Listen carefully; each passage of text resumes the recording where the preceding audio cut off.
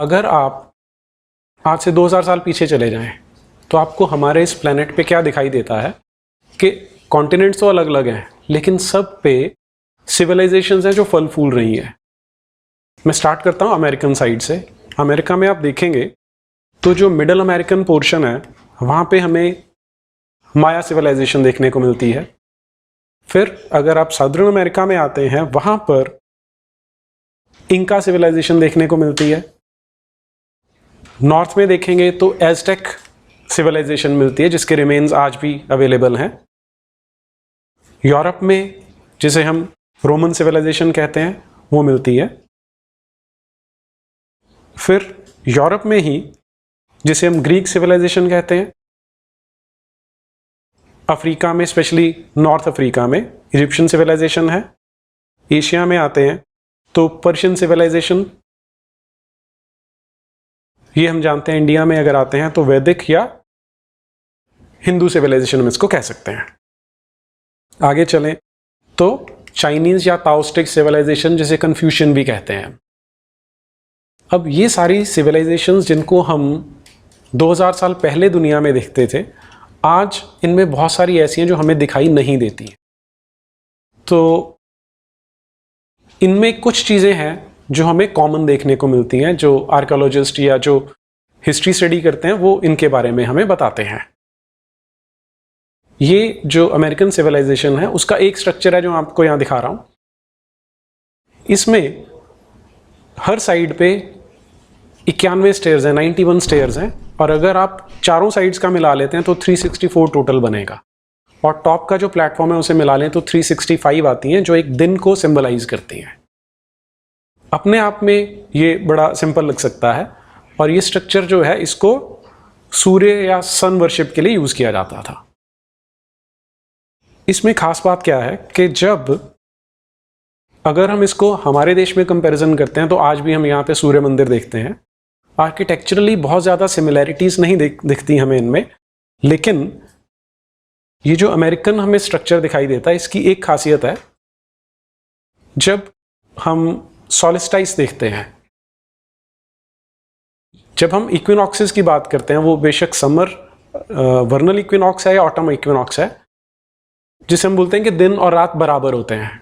तो 21 मार्च और 21 सितंबर, इन दो दिनों को हम ये मानते हैं कि दिन और रात बराबर होते हैं। उस दिन अगर हम इसे ऑब्जर्व करते हैं तो ऐसा लग रहा है जैसे एक सरपेंट है जो चल के आ रहा है, और नीचे देखेंगे तो आपको सरपेंट का हेड दिखाई देता है।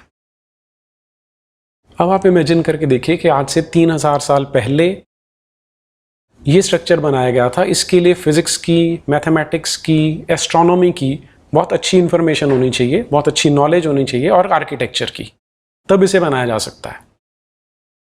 ये मैं इसलिए शेयर कर रहा हूँ कि हमारे माइंड में एक कॉन्सेप्ट आती है कि साइंस तो अभी पिछले 300-400 साल में बनी है, उससे पहले तो लोग जंगली होते थे या उनके पास इंफॉर्मेशन या उनके पास नॉलेज जो थी वो बहुत कम होती थी। तो इतनी सोफिस्टिकेटेड साइंस पहले से अवेलेबल थी, और ये वो सिविलाइजेशंस हैं जो आज एग्जिस्ट नहीं करती हैं। दूसरा एग्जांपल मैं ले रहा हूँ स्टोनहेंजेस का, जो हमें इंग्लैंड में देखने को मिलता है स्ट्रक्चर। फिर से एक बहुत सुंदर स्ट्रक्चर है। इसमें 40 टन से ज़्यादा भार के पत्थर हैं जिनको काफ़ी हाइट पे रखा गया है। हमें नहीं पता कि उन्होंने किस तरह से क्या टेक्नोलॉजी यूज़ की थी, लेकिन सिर्फ भार के कारण इनको उठा के रखा था, वो इसमें मेजर एस्पेक्ट नहीं है। मेजर इसमें फिर से है कि इसको एस्ट्रोनॉमी से कैसे लिंक करते हैं। फिर से जब हम अगर सबसे बड़े दिन की बात करें, जो 22 जून को हम बोलते हैं, उस दिन यहाँ पर एक खास चीज़ देखने को मिलती है। ये मुझे नेट से मिला है, मैंने नहीं बनाया इसे, कि उस दिन जो सबसे बड़ा दिन है, उस दिन जो पहली सन की रे निकलती है वो इस स्ट्रक्चर में से पास होके एक पर्टिकुलर पत्थर पे जाके गिरती है। ये फिर से आपको इंफॉर्मेशन देता है कि ये लोग जो थे ये प्रिमिटिव नहीं थे, इनके पास साइंस की, फिजिक्स की, मैथ्स की, ट्रिग्नोमेट्री की, आर्किटेक्चर की बहुत एडवांस नॉलेज थी। ये मैं जितनी सिविलाइजेशंस की बात कर रहा हूँ ये इनमें कॉमन फीचर है। आप देखें यहाँ पर ये 3 अलग अलग कॉन्टिनेंट्स हैं, इंडोनेशिया में, मैक्सिको में, इजिप्ट में। ऑलमोस्ट आइडेंटिकल स्ट्रक्चर देखने को मिल रहे हैं। जो एक और मिथ को तोड़ने में हेल्प करता है कि पहले लोग ट्रैवल नहीं करते थे, या ट्रैवल करते थे तो बहुत दूर नहीं जाते थे, और अगर दूर जाते थे तो भी वर्ल्ड आपस में कनेक्टेड नहीं था। ये एक इमेज इन सारे मिथ्स को तोड़ने में हमारी हेल्प करती है कि देयर वाज कनेक्टिविटी, लोग कनेक्टेड भी थे और आपस में टेक्नोलॉजी का एक्सचेंज भी करते थे। नेक्स्ट फीचर जो इन सिविलाइजेशंस का है, उसमें दो चीज़ें आती हैं। एक तो ये जितनी सिविलाइजेशंस हैं उनमें जो नेचर के एलिमेंट्स हैं उनके लिए रिस्पेक्ट है। वो आप सन वर्शिप ले सकते हैं, मून वर्शिप ले सकते हैं, नदियों की रेवरेंस है। और दूसरा जो इसका एलिमेंट है कि यहाँ पर देवियों को पूजा जाता है। सारी सिविलाइजेशन में ये कॉमन फीचर था कि देवियों को पूजा जाता है और जो नेचर के एलिमेंट्स हैं उनकी रिस्पेक्ट की जाती है। ये हम सब जानते हैं, लेकिन जो हम नहीं जानते कि ऐसा ही स्ट्रक्चर हमें साउथ अमेरिका में भी देखने को मिलता है। तो हम यहाँ पर पवन पुत्र कहते हैं, वहां पर भी इसको गॉड ऑफ विंड कहा जाता है। ये छोटी छोटी सी चीजें हमें ये तीन फैक्टर्स पे फोकस करने में हेल्प करती हैं। एक, हाईली एडवांस टेक्नोलॉजी। सेकंड, जो नेचर के एलिमेंट्स हैं उनके लिए रिस्पेक्ट।